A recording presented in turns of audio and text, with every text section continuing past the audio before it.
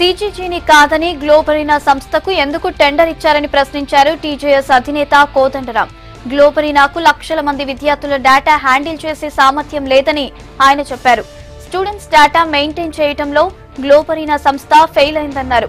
ప్రభుత్వం గ్లోబరీనా సంస్థను వెనకేసుకొచ్చే ప్రయత్నం చేస్తోందని ఆరోపించారు కోదండరాం.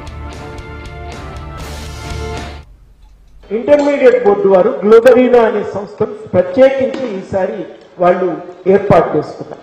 ఇంతకుముందు గ్లోబరీనా లేదు. సెంటర్ ఫర్ గుడ్ గవర్నెన్స్ వాళ్ళ ఆధ్వర్యంలో ఇతర సాఫ్ట్వేర్ కంపెనీలు ఈ పనిచేశాయి. లక్షలాది మంది విద్యార్థులకు సంబంధించిన డేటాను సక్రమంగా ఎంట్రీ చేయడానికి, ప్రాసెస్ చేయడానికి కావలసిన శక్తి ఉందా లేదా అనేది కీలకం.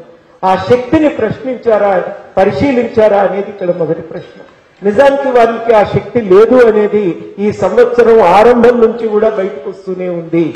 ఈసారి జరిగింది ఏంటంటే గ్లోబరీనా సంస్థ ఈ డేటానంతటినీ కూడా స్వీకరించి నామినల్ రోల్స్ తయారు చేసే విషయంలో గందరగోళాలు చేసింది.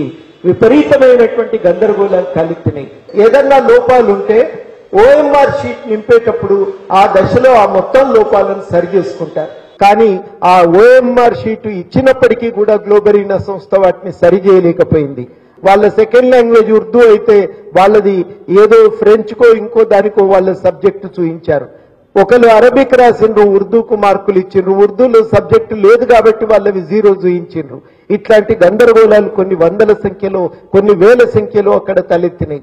ఆఖరిగా చాలా కీలకమైందంటే పేపర్లు దిద్దిన తర్వాత, వాల్యుయేషన్ అయిపోయిన తర్వాత 3 నుంచి 5 రోజుల లోపల డేటా ఎంట్రీ చేసి రిజల్ట్ విడుదల చేసేవారు గతంలో. కానీ ఈసారి గ్లోబరీనా సంస్థ 15 రోజుల సమయాన్ని డిమాండ్ చేయడంతో పేపర్ వాల్యుయేషన్ కు ఉండే సమయాన్ని కుదించి విపరీతమైనటువంటి భారాన్ని ఎగ్జామినర్స్ మీద పెట్టిండ్రు. ఇది వరకు ఎన్నడూ కూడా ఈ గందరగోళం జరగలే. ఎప్పుడు కూడా 30 పేపర్లు దాటి ఇవ్వరు. ఈసారి జరిగింది ఏంటంటే 50 నుంచి 60 పేపర్లు కూడా ఎగ్జామినర్స్ కి ఇచ్చి హడావిడిగా పూర్తి చేయాలని చూసిండ్రు. దాంట్లో రకరకాలైనటువంటి గందరగోళాలు తలెత్తినాయి. ఏ కారణం చేతనో గ్లోబరీనా సంస్థను వెనుకేసుకొని రావటానికి, వాళ్ళ ప్రయోజనాలను కాపాడటానికి ఇంటర్మీడియట్ బోర్డు సెక్రటరీ గారు వారు రకరకాలైనటువంటి అవకతవకలన్నింటినీ కూడా పక్కన